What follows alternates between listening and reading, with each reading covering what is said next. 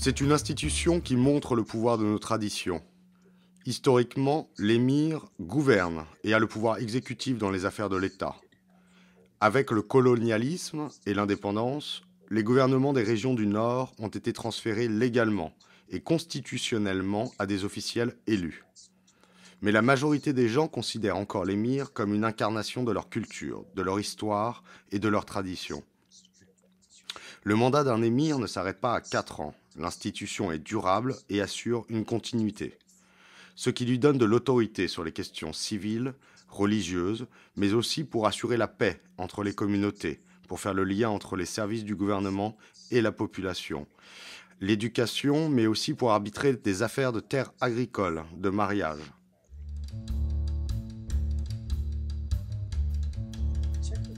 Techniquement, il y a énormément de choses qu'on ne peut pas faire. En réalité, notre rôle est avant tout consultatif auprès du gouvernement.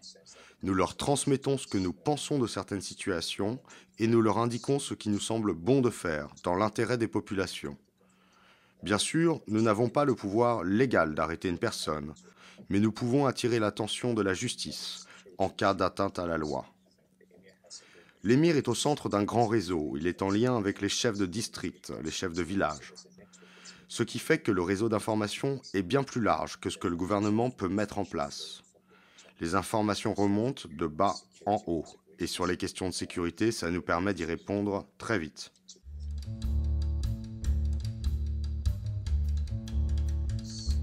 La plupart des organisations radicales sévissant au Nigeria ne peuvent disparaître que si on met en place une stratégie multidimensionnelle. Bien sûr, il est évident qu'il faut prendre des mesures immédiates de sécurité en détruisant les cellules militairement et user d'intelligence, c'est-à-dire de renseignements, pour anticiper leurs plans. Mais au-delà de l'aspect purement sécuritaire, il faut également s'attaquer à la racine, aux causes du problème. Et il y en a de multiples. Que ce soit la détérioration de l'environnement, la pauvreté, le manque d'opportunités pour les jeunes ou encore le manque d'éducation. Il faut faire attention et rester vigilant lorsque certains courants religieux sont enseignés, de même que leur interprétation politique. Pour moi, la réponse à Boko Haram demande donc une dimension sécuritaire, certes, mais aussi une dimension économique. Il nous faut donner de l'emploi et offrir des opportunités aux jeunes, mais aussi leur permettre de se cultiver et de s'éduquer.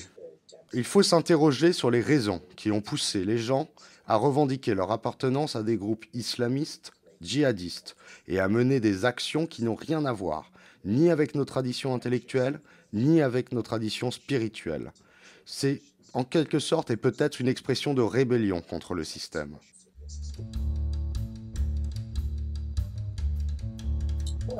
Non, je n'ai pas peur. La vérité, c'est qu'on ne peut pas vivre sans cesse dans la crainte. Certes, quand on est un personnage public, il faut prendre les précautions pour ne pas être une cible fragile. Mais au bout du compte, vivre dans la peur, s'inquiéter, ce n'est pas la solution. De plus, c'est ce qu'ils attendent. Très souvent, ils ne sont pas aussi puissants que ce qu'ils disent. C'est important que les gens voient que leurs leaders condamnent ces actes, qui sont bien loin de notre islam, cet islam traditionnel que nous prenons.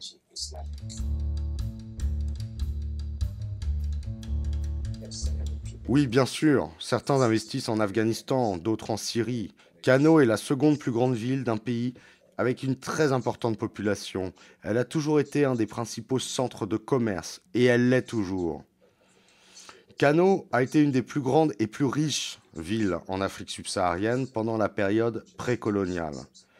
C'est évident que les investissements seraient bien meilleurs s'il y avait une amélioration sur les plans politiques, sécuritaires, mais également sur le plan des infrastructures. Mais oui, je suis persuadé qu'il y a un énorme potentiel dans le secteur de l'industrie et pour les investisseurs qui souhaitent miser sur Kano.